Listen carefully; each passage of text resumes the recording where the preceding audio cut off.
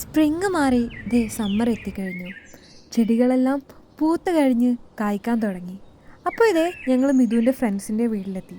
അവിടെ back yard മൊത്തം different fruits ആണ് കേട്ടോ. അപ്പോൾ ആദ്യം നമുക്ക് മൾബറി നോക്കാം. ഈ ഒരു മരം നിറയെ കുലച്ച് നിൽക്കുന്ന മൾബറിയാണ്. മൾബറി തിന്നാനാണെങ്കിലോ എൻ്റെ പൊന്നോ, നല്ല തേൻ മിഠായി പോലെ ഉണ്ട്, അത്രയ്ക്ക് മധുരമാണ്. അപ്പോൾ ഒന്ന് തിന്ന് മതിയാവാതെ ഞാൻ വീണ്ടും ഇതേ ട്രൈ ചെയ്തുകൊണ്ടിരിക്കുകയാണ്. കൂട്ടത്തിൽ മിതുവോട് കൂടെ വന്ന് പറിച്ച് കഴിക്കാൻ പറയുന്നുണ്ട്. അപ്പോൾ ഈ ഒരു മരം നിറച്ച് മൾബറി പിടിച്ചിട്ടാണ് കേട്ടോ ഉള്ളത്. അടുത്ത ഞാൻ വേറൊരു സംഭവം കാണിച്ചു തരാം. ഇതെന്താണെന്ന് ആയിരിക്കും ഗസ് ചെയ്യാൻ പറ്റുമോ? ഓക്കെ, അപ്പോൾ ഇതാണ് നമ്മുടെ ബ്ലാക്ക് ബെറി. ഇത് തൊട്ടപ്പുറത്തെ സായിപ്പ് നട്ട് വളർത്തിയതാണെങ്കിലും ഇതിൻ്റെ ഉപഭോക്താക്കൾ ഞങ്ങളൊക്കെ തന്നെയാണ്. പച്ച പറിച്ചതുകൊണ്ട് തന്നെ നല്ല പുളി ഉണ്ടായിരുന്നു, വായിൽ വെക്കാൻ കൊള്ളില്ലായിരുന്നു. അടുത്തത് നമ്മുടെ കാനഡയിലെ മെയിൻ സംഭവം ആപ്പിൾ. ആപ്പിൾ ഇതേ ജസ്റ്റ് വലുതായി വരുന്നതേ ഉള്ളൂ.